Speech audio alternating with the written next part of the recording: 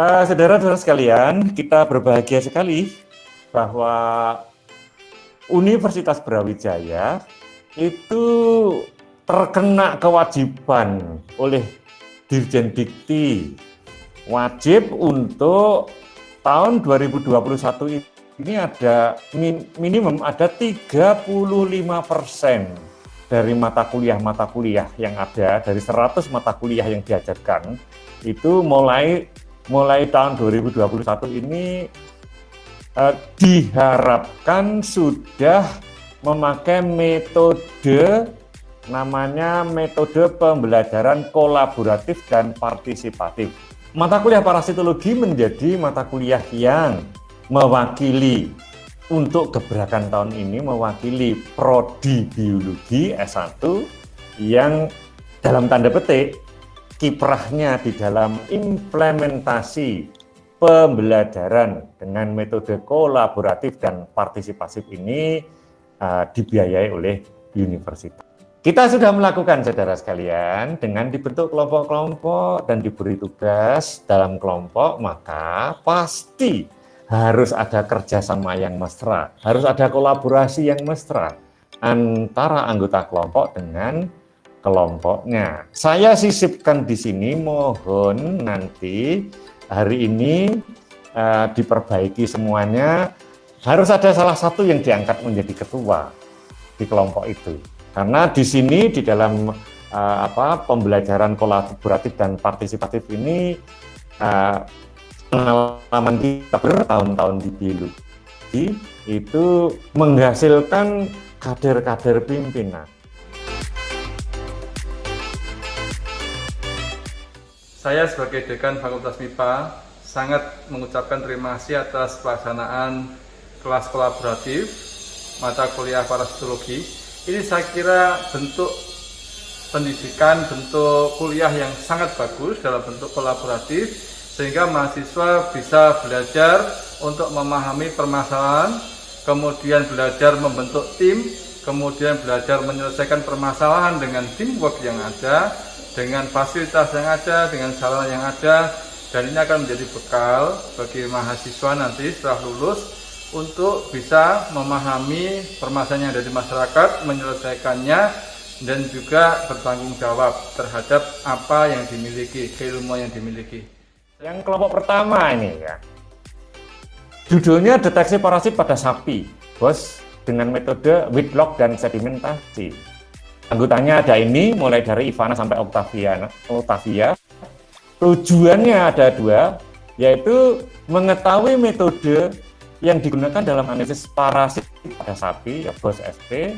Permisi Pak, sebelumnya kami mohon maaf, saya Laila dari perwakilan kelompok 1. Oke.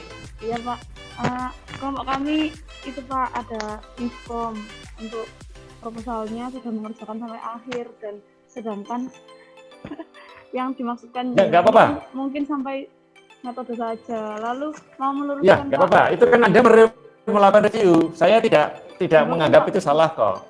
Betul Pak, saya tidak menganggap. Halo? Ya, itu Pak, mohon maaf. Saya tidak menganggap itu salah karena Anda sudah mempunyai modal yang besar yang bagus sekali dipakai untuk referensi. Ini kelompok 4. Ini yang tidak ada yang dikumpulkan di DCR beda, ini tapi dikumpulkan ke saya. Bahkan ini awal sudah mengumpulkan ini. Yaitu judulnya identifikasi jumlah dan keragaman endoparasit pada usus ayam dengan menggunakan metode sedimentasi.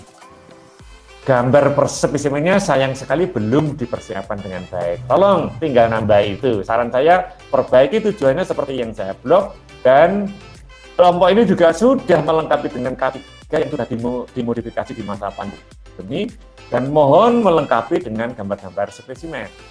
Ini bisa juga kita masukkan di sini ya. Kendala yang ditemukan dan solusinya. Ibu izin bertanya lagi, berarti ya, untuk logbook itu diperlihatkan tuh setiap itu ya Bu, pertemuan ya. Parasit itu?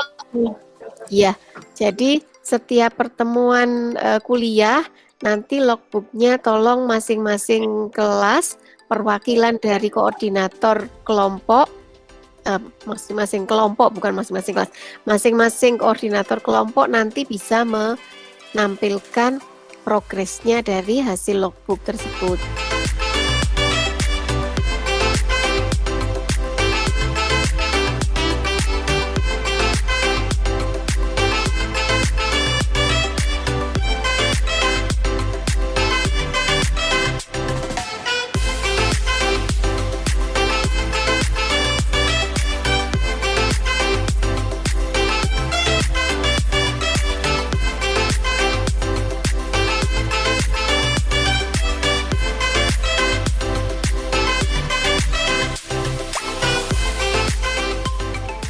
Usus ayam itu dilakukan oleh Ilham Pangestu dan terkendala karena koneksi internet yang kurang stabil.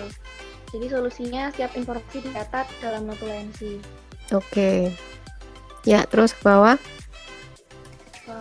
Kemudian tanggal 17 dilakukan pengecekan lokasi pengambilan sampel, di mana lokasi pengambilan sampel ada di salah satu pasar tradisional di Kabupaten Blitar, dilakukan oleh Ihdari Midinana. Di kolom D itu harus nampak begitu ya. Karena di sini yang diutamakan itu adalah partisipatif dan kolaboratif, maka harus nampak dari perwakilan setiap anggota kelompok itu keaktifannya seperti apa. Tanggal 17 April langsung mengidentifikasi ektoparasit oleh Fitri, Gora, Cindi, dan Rosina. Hasil dari ektoparasit yang ditemukan difoto, kemudian dicari literaturnya yang mendekati foto tersebut. Kendalanya gambarnya kurang jelas, jadi solusinya mencari literatur dengan gambar yang paling mendekati. Ini kalau dilihat dari logbooknya mungkin ada kesalahan penempatan ya. Nanti tolong diperbaiki lagi untuk kelompok 5 pada kolom yang ada di aktivitas itu mungkin bisa dituliskan saja informasi singkat ya. Dampak negatifnya si endoparasit gitu. Ya, tapi jadi satu ini aja kan, satu. Iya, jadi satu. Nggak usah poin-poin, nggak usah sub-sub. Yang bagian hasil udah pembahasan, udah dari timnya Cynthia, terus nanti yang ngedit laporannya, finalisasinya dari timnya Gora. Selanjutnya ini merupakan prosedur secara umum dari penelitian kami. Yang pertama, feses sapi diambil dari 20 sampel dari pasar. Kemudian digenangi dengan formalin 5%. Tujuannya untuk menjaga agar sampel yang berupa kotoran sapi tidak rusak dan untuk menjaga agar telur cacing tidak menetas. Based on the table 1 that shown, sample encoded PO1 are infected by endoparasit worm that is Ascaridia galli. Sample BO1 collected from free-range chicken with prevalence value is 50%. Ini sudah membandingkan antara jantan dan betina. 1, 2, 3 ini apanya nih? Itu, izin menjawab Bapak, itu untuk kayak kucing ke-1, kucing ke-2, seperti itu Bapak, dan seterusnya. Oh, kalau memang seperti itu ya dibuat rata-ratanya saja. Ini berarti menampilkan raw data berarti ini ya. Dari hasilnya sudah cukup bagus. Hanya nanti kalau untuk penulisan tata bahasanya mungkin yang perlu diperhatikan lagi di dalam menuliskan kalimat ya di dalam PPT nanti, terutama yang untuk laporan akhir.